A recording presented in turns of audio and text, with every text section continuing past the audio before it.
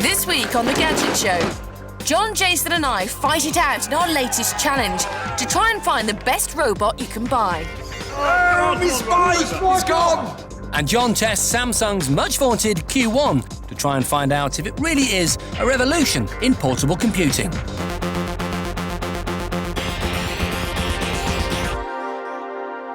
Hello and welcome to The Gadget Show. And as you've probably gathered, we're going to spend a little bit of time this week talking about robots. Until recently, robots have been the preserve of science fiction or car factories, but all that's about to change because you better get ready for the domestic robot revolution. You can already get robots to mow your lawn, clean your pool, keep your house secure, even be your friend and companion. And, of course, do the vacuuming. There's a whole swathe of robotic vacuum cleaners available, and they may soon be joined by this Dyson prototype. They say it could be the most intelligent domestic appliance yet invented, with 50 sensory devices and 3 computers. They reckon it can clean a room in a more logical sequence than any human being.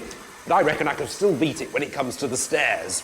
I know it does sound a little bit far-fetched, but robots are fast becoming part of our everyday lives. And it's estimated by 2010, the personal robot market will be worth £10 billion in Europe alone.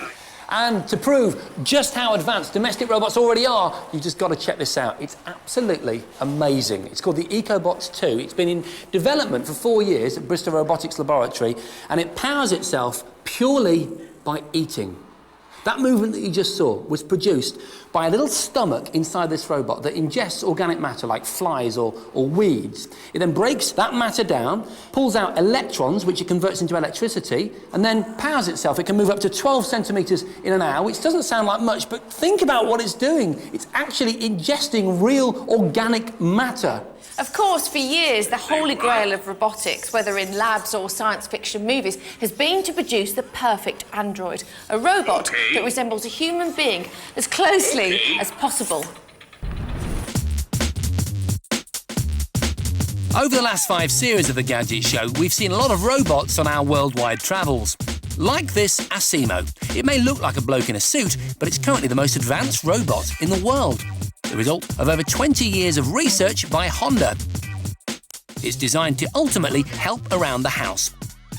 He can see using a camera, navigate with an inbuilt gyroscope, climb stairs, push carts, open doors, and carry up to 2 kilograms in each arm, and even run at 6 kilometers per hour. This expressive Albert Einstein face has been added to a life-size Korean Hubo robot. It's built out of a special material, rubber, a kind of plastic that physically acts like natural human skin. The Einstein face and others like it are supposed to be able to actually interact with people. But one of the most lifelike robots I've ever seen was at this year's Next Fest. Just amazing! You're watching what's called an actroid, actress and humanoid, all in one.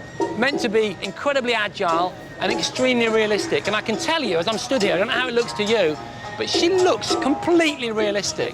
Yeah, her motion is a little juddery, but it's so much more fluid than so many other robots like her. How did you enjoy my time? She's made of a special silicon, which looks incredibly realistic, and her limbs, torso and facial expressions are controlled by a system of pneumatic pumps. There are even versions of Actroid with sensors and artificial intelligence that can fend off someone trying to poke or slap the robot. And some versions can understand 40,000 different phrases and converse in 4 languages.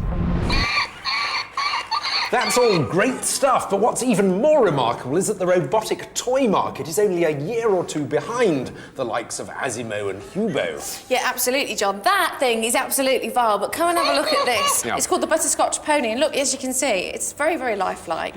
Moves its head around, it neighs if you scratch its nose. You can sit on it, its little tail wags. Ah, brilliant. Fantastic, but Have you your given girls it a have got name this. yet? I've called it Indy. Oh. That's your horse, isn't it? Yeah, but listen, I rang Hasbro up to find out the science for you, to tell you how it works. Yeah. I mean, obviously, it's jam-packed full of sensors, but they wouldn't tell me because they said that it would destroy the illusion of the horse being I real. think that's fair. The sophistication of robots we can all get our hands on nowadays is truly amazing. And in this week's challenge, John, Susie and I were given the task of finding the best robots we could to take part in a robotic triathlon. The results were truly amazing. It's coming up later on the programme. Now, it hasn't escaped my notice that you two are blokes. Very observant, Miss Berry. Thank you very much. So, which means that you won't have thought about Christmas and you certainly won't have bought any presents yet, correct? True. I just hate being that predictable. But yeah, you're absolutely spot on. Well, don't worry, because I'm here to help. Have a look at this.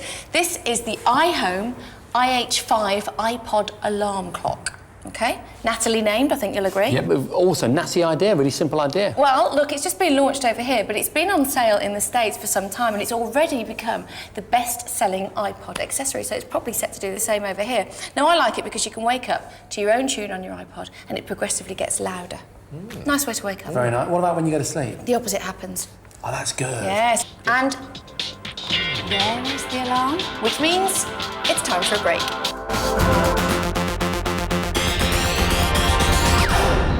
Now, you may remember that a few months ago, Jason and I went to CeBIT in Germany, Europe's largest tech show. And you may also remember that while we were there, we got a sneak preview of this, the Samsung Q1. Both Samsung and Microsoft were very excited. They saw it as a completely new class of computer, the ultra-portable PC. And the Q1 weighs just 800 grams, and its sleek tablet design is dominated by a 7-inch touchscreen. Inside, there's a 900 MHz processor and a 40 GB hard drive.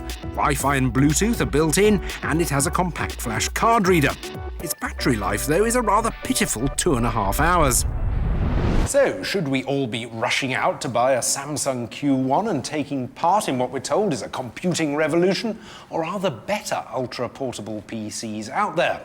Should you perhaps be going for something even smaller, or something more conventional? Sony's Veo UX is a lot lighter than the Q1. It has a faster processor, but a smaller hard drive. It does, though, have Wi-Fi, Bluetooth, a card slot, and built-in fingerprint recognition. But like the Q1, its battery life is a disappointing 2.5 hours. The Panasonic Let's Note is basically a small laptop. It's 200 grams heavier than the Q1, with a 1.2 GHz processor and a 60 GB hard drive.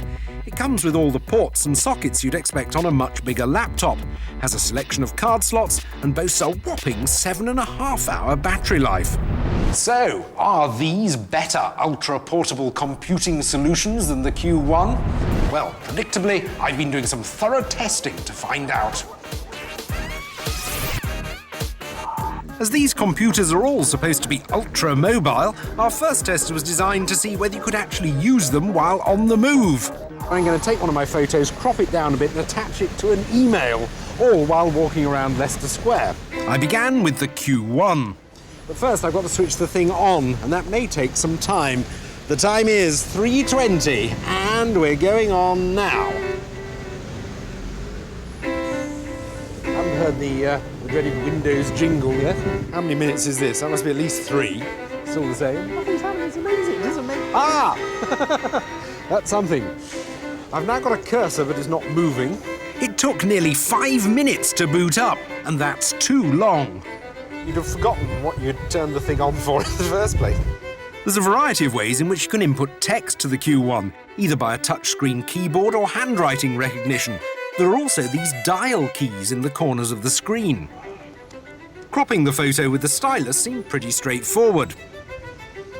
But when it came to composing my email, I found the dial keys extremely unresponsive. The Q1 actually turned a fairly straightforward task into a bit of an ordeal.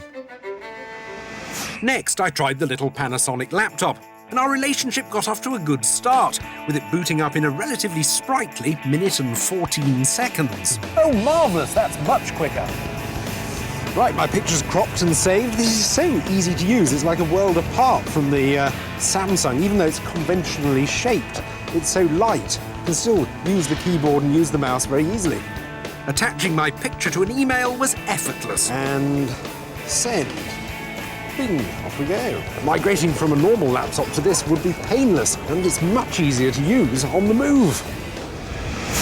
Finally in this test, the diddy little Veo UX, which also proved to be quick booting up, taking just under 2 minutes. But it took longer for the programme to load than on the Panasonic, and it's quite difficult to see what's happening on the screen because it's just too tiny. Oh, no, I don't want to do that. Shut down programme, open email programme, attachment, pictures, and send. That was nowhere near as painful as the Samsung, but not as straightforward as the Panasonic. So with 1 test down and 2 to go, the Panasonic has taken an early lead. For our second test, I popped along to one of the country's leading secretarial schools. Good afternoon, ladies. With 3 highly talented typists taking it in turns to use all 3 computers, I embarked on some dictation to see how usable the keyboards were under pressure. Right then, everybody, let's begin. From the very earliest times, comma. The Veo's tiny keyboard proved the most difficult to use. Despite some very elegant fingers, all the ladies struggled to hit the right keys. Full stop. New paragraph. The Panasonic fared better with the girls. The larger keyboard was easy to use, and the 10-inch screen was clearer than the Veo's. But it was the Samsung that came out on top with our secretaries. All Q1s now come with a USB keyboard as standard. Plug it in, and you've pretty much got the full desktop experience. Loads of exercise. Now, the modern computer's expected to entertain you as well as work for you, but have these got the power to do it?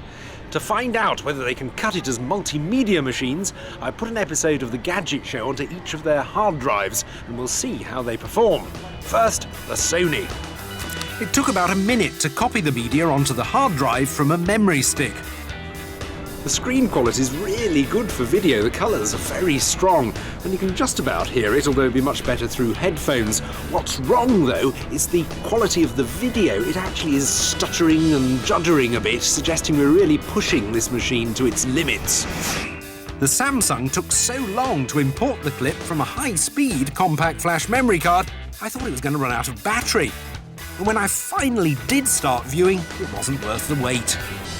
Well, the screen quality is much worse than the Sony, and it's still juddering and jumping. It's probably worse in that respect too. I don't think it would be a pleasurable experience to watch anything on this. So, let's go to the Panasonic. I've got high hopes for this. Importing my media from the SD card onto the hard drive was quick and painless, and I was very pleased with the results. Well, this is much better. The video's smooth, there's none of that horrible start-stop motion. It was very quick to get into, and I'd be very happy to watch videos on this. So, Jason, you're almost the living embodiment of an ultra-mobile laptop user, the perfect customer for these things. What do you think of them? I love them. The idea of having a device that can do everything I need. There you go. It's on or off or something. That was the Q1. Wouldn't you believe it? Just after about half an hour after telling it to close down. I want something that can do what I need to do, but weigh, I don't know, a quarter of my laptop weight. These devices all fit the bill. The Q1, I think, is a lovely looking device, but it just doesn't work. It's a shame. It's a real shame, but it just doesn't work. The Panasonic, for me, I hadn't seen this, and I'm intrigued now. It's a bit too expensive, I've got to say that. Yeah, and I know this is it's not... Is it available in the UK yet? No, it's definitely a personal import only. OK, but in every other category, it excels as far as I'm concerned. And this thing, the Sony UX, I've got to say, I'd like to spend some time with it, OK? I'll take your word for it. I don't expect it to be a very pleasurable experience trying to type an email on there, but I just want to play with it. I reckon every Gadget fan watching me right now is drooling. I'd be surprised if that's not the case, because it looks gorgeous. It is absolutely gorgeous. And I think in G terms, we've got to give it 3 Gs, because even though it might take some practice to get used to it, that screen is superb, and it's just so desirable. OK, what about the Panasonic? What's the G rating there? Well, I mean, that's about as good as a computer can get in this sort of size and portability, and I think it's got to be worth 4 Gs. OK, I'm sure Samsung aren't going to be very happy about this next score. What are you going to give? I mean, I'm really disappointed by this. It has to be just 1 G. It really is so disappointing, even though it has the potential to be great. Now, here's a website that you might want to pay particular attention to, because potentially it could earn you a fortune. It's called called MrPaparazzi.com, and it enables you, me, or anybody who's got a digital camera or a camera phone or camcorder to send your pictures in and make money. Let's just say that you happen to be in the right place at the right time and a celebrity was doing something they shouldn't be doing. You get the photo, you send it in, they'll sell it for you and split the proceeds 50-50. Now, I know what you're thinking, why don't I just go directly to the tabloids? Well, these guys have got an awful lot of experience. Just for example, take a look at this picture of Gwyneth Paltrow. Now, the owner of this image took it directly to the tabloids and was offered 300 quid for the lot, for the whole set. They declined, talked to MrPaparazzi.com, and they were offered £8,000. That's a big difference. This website has only been going for a few months, and already it's earned almost £1 million for those who've used it. Pretty good, eh? Right, now, back to robots and this week's challenge. Does anybody have the vaguest idea why we're here? Something to do with robots, apparently. Oh, I wonder who this is going to favour. What? You. It's not my fault I'm something of a robotics aficionado. Yeah, and I'm quite partial to a little bit of robotics myself. The old 80s moves. You know what I mean? Just turn around a minute. Just want to make sure the's no batteries in the back of Jason's Bradbury. No, that's not a wire. Marvellous. Saved by the Keep your hands up envelope. next time. OK, here is our challenge. Are you ready? Jason, John and Susie, in this week's challenge, you will be competing in a robot triathlon, Jason. Your challenge is to find and buy the best robot you can to take part in 3 disciplines. Whatever robot you choose must compete in a 100-metre sprint, an ultimate fighting challenge, and a dancing competition. Oh, fantastic. To the victor go the spoils, and the loser, as always, faces eternal shame and ridicule. Robotics is a massive field. They come in all shapes, sizes and levels of complexity. But what should you be looking for when buying robots? Well, the world of robots can be roughly broken down into 3 categories, and what you go for depends on how technical you want to get. In the first category are robots that are ready to go straight out of the box. If you haven't got time to assemble or program a robot, then a pre-built robot is exactly what you need. The only engineering skill required is the ability to take a couple of batteries and shove them up your android's backside.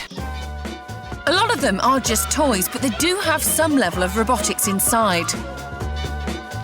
Like this cat, for example. It looks pretty straightforward, but it's got a light sensor and a touch sensor, so it moves and purrs when you stroke it or walk past it.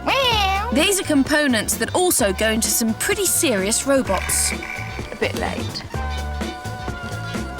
In fact, next to the military, toy companies are the biggest developers of robotics in the world. And some pre-built toys have hidden depths. There are some robots that are hackable, so in the right hands, a pre-built bot can become a lot more than a one-trick pony. With things like this iCybe, for instance, you can download or create new software and personalities, giving your robot a whole new lease of life. But perhaps the most famous example of a hackable toy is this, the RoboSapien. The new RS Media version runs on a Linux open source operating system, so in theory, anyone can make it do anything. In the second category are self-build kits for beginners. Robot kits come in all sorts of shapes, sizes and complexities. And because I'm not the most mechanically accomplished of individuals, I just happen to be looking at the simple assembly end of robots.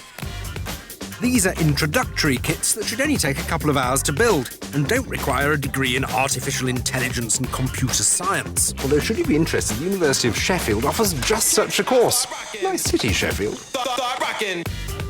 Kits come as a box full of parts with some instructions and are more of a purist's form of robotics. They tend to be better value for money, and you get a great understanding of how your robot works from the ground up. Our final category is the big, expensive, top-end, fancy robot kits. I'm doing all my shopping online. That's why I've been taking it easy. There's a whole world out there of robot hobbyists who are really, really into their subject. And there are some fantastic specialist shops on the internet where the staff will help you buy the right robot for you and tell you how to look after it properly. Some of the best kits at the moment are ones like these from Japan, where owners program them to enter competitions. Some of the more complex kits can take over 8 hours to build, but it's worth it. From this, you can build something that does this. And look at this, it's just arrived hot off the plane from Japan. It's the first Manoi self-build robot in Europe. It'll take about a day to put together and program, but when it's finally complete, it'll move a little something like its predecessor, this beautiful Croino. You see, that's what I'm talking about. If I can find a robot that even gets close to those kinds of moves, I'm going to wipe the floor with Susie and John. So which robots did we go for? Well, I decided to go pre-built, and I went for RS... Did he just do that? I think you did. I went for RS Media... Stop it! Because I thought I knew how to control him, but also he's quite big and sturdy, and I thought it'd be really good to take on these two in the challenge. Calm down, John. I went for a Lego Mindstorms kit, a box of parts all based around this programmable computer called the NXT Brick. And I'm hoping I'll easily be able to build different robots to do the different challenges. Jason, what's yours? He's not a cheap robot, but in my humble opinion, he's absolutely the best humanoid robot out there. His name's RoboNova. And we've already been working on a dance routine. Check him out. OK, RoboNova, you go first. Little arm wave. Good move. OK, my turn. OK. Bit of body popping. Back to you. Susie P. Oh, right. Nice move. Hey, there you go. So, thank you. you. Now you know which robots we chose for our challenge. It is right. Which is coming up in... Which is coming up in a few minutes... Which is coming up in a few minutes' time. Now it's time for the critical list. Every week on the critical list, we look at a particular area of gadgetry, and this week we're examining MP3 players. John, you go first. I've got a rather elegant new MP3 player from Samsung. And what's remarkable about it is it's an MP3 player with speakers. They slide out. Also very elegantly from underneath. Ooh, sexy. Hit play, and it sounds very good for something so small. It does sound good. Let's have a listen.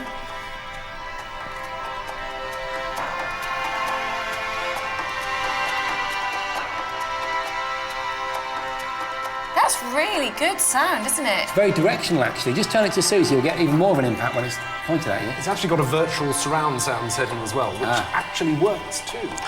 It looks really cool. Don't you think it looks like something from a sort of 60s science fiction movie? Beautiful.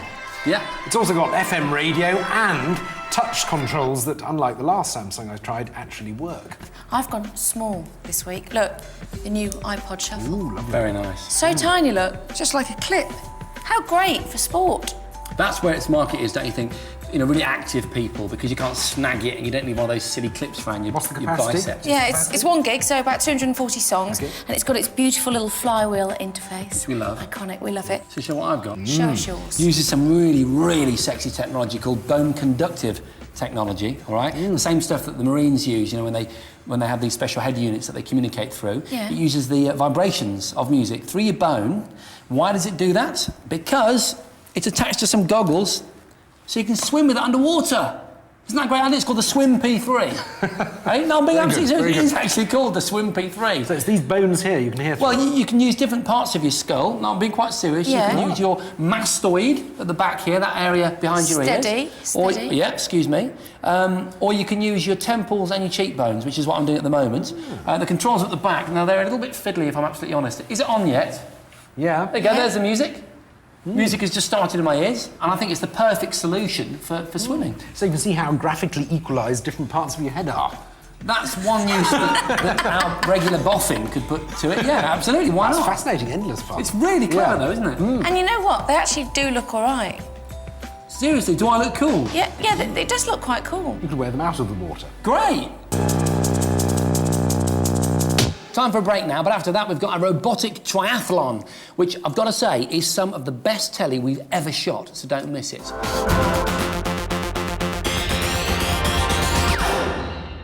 Finally, it's time for our robot triathlon. Remember, Susie, John and I were challenged to find a robot each to take part in 3 separate disciplines. I chose the RoboNova. And I chose the user-friendly and enormously adaptable Lego Mindstorms NXT.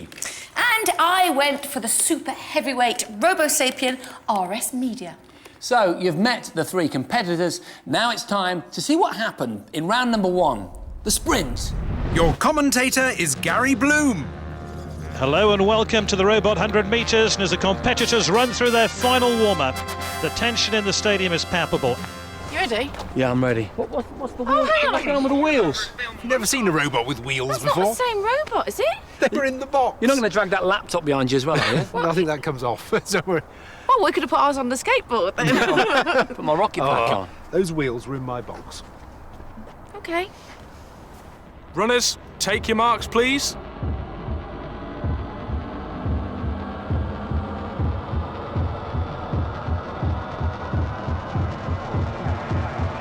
Three, 2, 1. Come on, dude. Come on, Robin, over. It's John's Lego Mindstorms that surges into the lead. Using its light sensors, it should be able to stay in lane as well. Those will never make it. The sensors can power different motors when they see light and dark, which gives it a line-following ability. In theory. Try as it might, the sensors can't correct the tracking. Not that it matters though, Robo Sapien and Robonova just aren't equipped to deal with these conditions. You keep moving those little feet. Come on, buddy. Come on, you can do it. Oh, he lost his balance! Oh, my God! Wow! Jason's Robonova just can't handle the sticky track and is spending as much time on its face as going forwards. And the wobbling gait of Susie's Robo Sapien may keep him stable, but it also sends him round in circles. Don't you put him a couple of feet forward? I saw that. With some assistance to get it back on track, the Lego Mindstorm zooms to an easy victory. Yes! As if it was ever in any doubt. Ha-ha! Hey! Oh, will you take a look at John's smug face after that victory? But Wheels, well, we were completely disadvantaged, weren't we? Absolutely. But robots can have wheels, and the whole point about the Lego kit is using your parts wisely. Oh, I You gotta hand it know. to him. That was a great strategy on John's part. It was. So, round one certainly went to you, but I was feeling pretty confident as we moved into round two. Have you seen my little guy's moves? It was the dance-off. Come on, do your best. With John on the decks, the humanoid Alpha Rex version of Mindstorms gets to work. He's got a sound sensor built into his arm so he can actually follow the beat, whereas the other two have to be pre-programmed. But Alpha Rex's legs are powered by just 2 different servos and his arms by a third, so he doesn't have a great range of movement. But this is surely the essence of robotic dancing. New song DJ, and it's Susie's RS Media Troupe. Instantly, the Robo Sapien's 67 pre-programmable movements make for a much more elegant routine. RS Media can use the speakers in his hands and the subwoofer on his back to play along, and it's that plus the ability to play video and take pictures that gives him his media name. Ladies and gentlemen, you've seen what I like to think of as the warm-up acts. Now prepare yourself. There's a very good chance this will rock your world. Okay, maybe I'm being a bit dramatic, but this is just so cool. You know what's at stake? I'm not going to lose this challenge. All right? Let's bust it.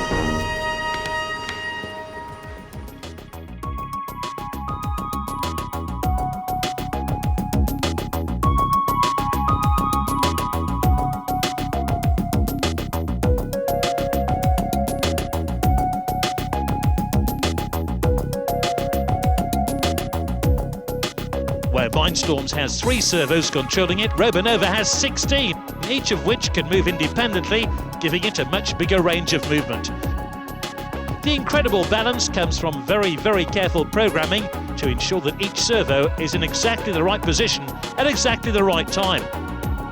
And they connect to each other using Bluetooth to stay in sync.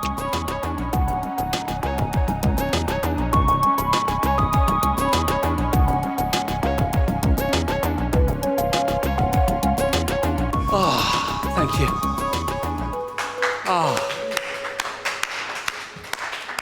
I'm exhausted. Let's go and have a shower, guys. That was sensational to watch. It really was. Servo power in action. 96 of them all together in perfect synchronicity. Ooh. You know what? You're right. That was the Bluetooth communication Yeah, that they're all in, which is exceptional, which is what keeps them in sync. And I'm glad you liked it. I have to say, I thought both the other robots worked well. This NXT has to have credit because I think I'm not mistaken. It's the only one that actually listened to the music. He listens through this microphone. He's got his little groove on. If I don't pull his arms off.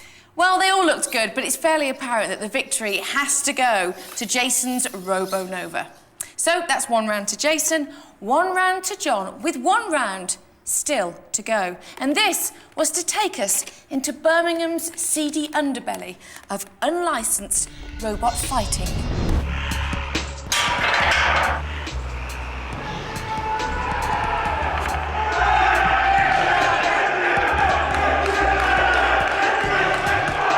Now it's time to sort out the nuts from the bolts. The final part of the challenge is an all-out fight. The winner of the first round will go on to face a mighty Robo Sapien in the final round.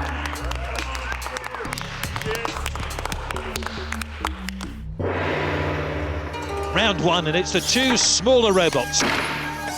The silky moves of Robonova are up against the sensory power of the Lego Mindstorm Spike variation. OK, Robonova, this is it.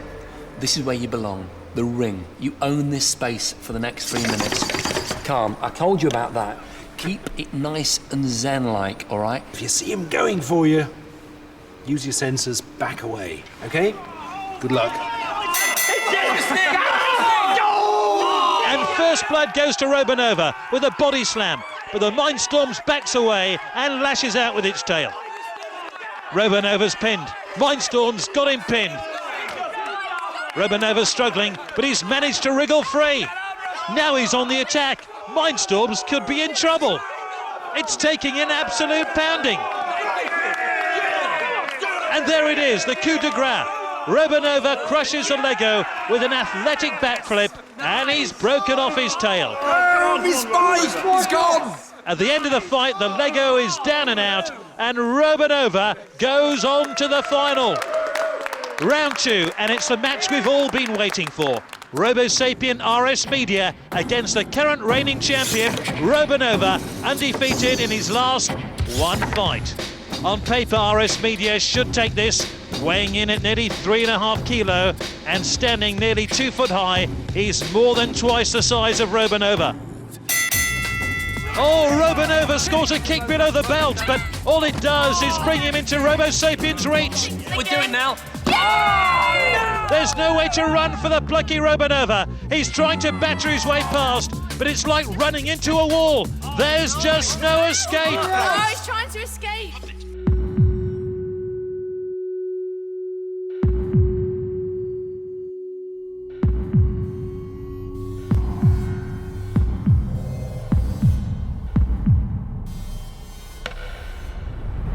Awesome. Hey, heavyweight champion of the robot world. No, absolutely. I take my hat off to you, Suze. No, That not was that a definitive victory. You didn't really stand a chance, did you? A victory for muscle. I was going to say, well, he's, 4 times heavier than us 2 put together. but he also had some good moves on him. That was a KO as far as me and Robonova were concerned. It was a knockout, so a victory, finally. Yeah, so a victory to you, victory to John in the first one. I got the second, the dancing round, which is a draw all round. Well, look, we would be happy to recommend any of these 3 robots, wouldn't we? Depends what you want at the end of the day.